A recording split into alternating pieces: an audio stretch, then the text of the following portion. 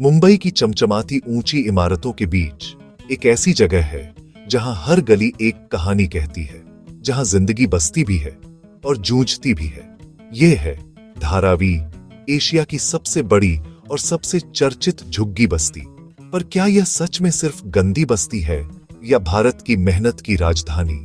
आज विश्लेषण में हम जानेंगे धारावी का इतिहास, इसकी भौगोलिक स्थिति, यहाँ की जीवन शैली, बीमारियों और समस्याओं के पीछे के कारण, और वो सवाल, क्या धारावी का पुनर्निर्माण कभी संभव हो पाएगा?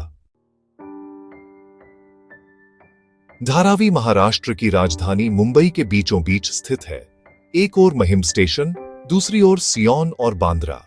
ये लगभग 2.1 वर्ग किलोमीटर क्षेत्र में फैली है। इतनी छोटी जमीन पर करीब 10 लाख से अधिक लोग बसते हैं, यानी दुनिया के सबसे घनी आबादी वाले इलाकों में से एक।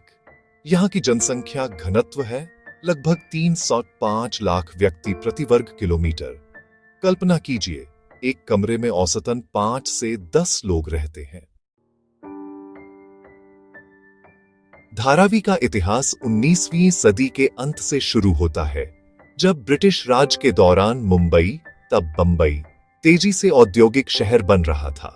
सस्ते मजदूरों की तलाश में लोग तमिलनाडु, उत्तर प्रदेश, बिहार और गुजरात से यहां आए, लेकिन शहर में रहने की जगह नहीं मिली, तो लोगों ने महिम के पास खाली दलदली जमीन पर अपने झोपड़े बना लिए। धीरे धीरे ये बस्ती बढ़ती चली गई और आज यह लगभग 140 वर्ष पुरानी है। धारावी में एक कमरे में ही रसोई, बाथरूम और सोने की जगह होती है। छतें टीन की, दीवारें टपकती, फिर भी ये बस्ती सुबह 4 बजे से जग जाती है, क्योंकि यहाँ हर घर में कोई न कोई काम करता है।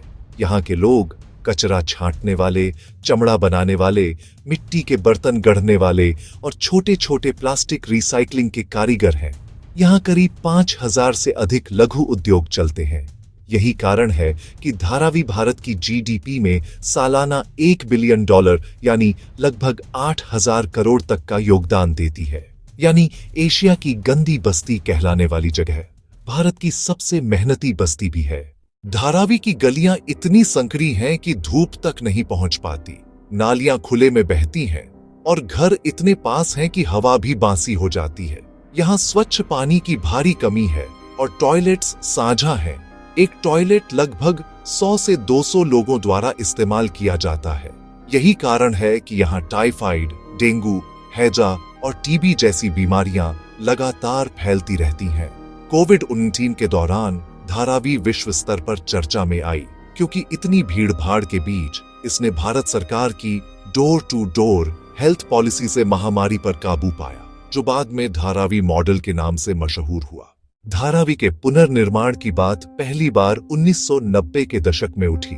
सरकार ने वादा किया कि झुग्गी वासियों को ऊंची इमारतों में नया घर मिलेगा, लेकिन समस्या थी स्वामित्व और जनसंख्या। यहां रहने वाले लाखों लोगों के पास जमीन के कागज नहीं है और इस छोटे क्षेत्र में रिहैबिलिटेशन हाउसिंग के लिए पर्याप्त जगह नहीं।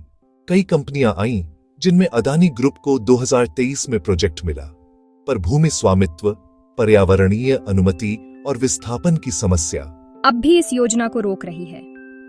कई स्थानीय लोग डरते हैं कि नई बिल्डिंग में उन्हें जगह मिलेगी या नहीं। धारावी की एक गली में गंदगी है तो दूसरी में कला और उद्योग। यहाँ प्लास्टिक रिसाइकलिंग से लेकर जूते, कपड़े और पॉटरी तक सब बनता है, जो विदेशों तक निर्यात होता है। धारावी के लोग गरीब जरूर हैं, पर कौशल में अमीर हैं। यहाँ की हर गली एक मिनी फैक्ट्री है। धारावी हमें सिखाती है कि गरीबी गंदगी नहीं है, लेकिन उपेक्षा जरूर है। यह जगह गंदगी की नहीं, बल्कि जीवन शक्ति की मिसाल है। यहाँ हर व्यक्ति अपने परिवार के लिए, अपने बच्चों के बेहतर भविष्य के लिए लड़ रहा है।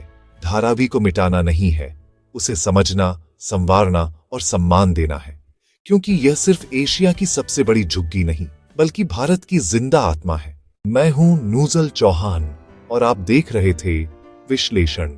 अगर आप चाहते हैं कि भारत की हर ऐसी अनकही कहानी दुनिया जाने, तो इस वीडियो को लाइक करें, शेयर करें और सब्सक्राइब करें, क्योंकि हर गली की एक सच्ची कहानी होती है।